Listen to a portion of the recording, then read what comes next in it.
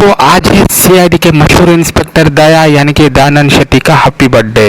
तो दोस्तों अगर आप में से कोई भी इंस्पेक्टर दया को देखना पसंद करते हैं और उनको हैप्पी बर्थडे बोलना चाहते हैं तो इस वीडियो को दिल से लाइक कर दीजिए और नीचे कमेंट बॉक्स में हैप्पी बर्थडे लिखकर आप दया को हैप्पी बर्थडे विश भी कर सकते हैं।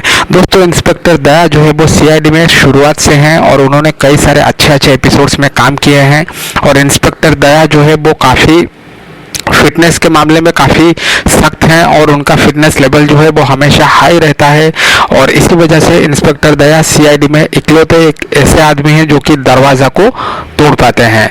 तो दोस्तों आने वाले कई सारे एपिसोड्स में आपको इंस्पेक्टर दया की दरवाज़ा जो तोड़ने वाला सीन है वो देखने को मिल सकता है। और आज है इंस्पेक्टर दया का हैप्पी बर्थडे, तो मैं आप सबको रिक्वेस्ट करूंगा कि आप इस वीडियो के माध्यम से अपना प्यार जो है वो दया सर के लिए दिखाएं और नीचे कमेंट में हैप्पी बर्थडे लिखकर दया सर को विश करें।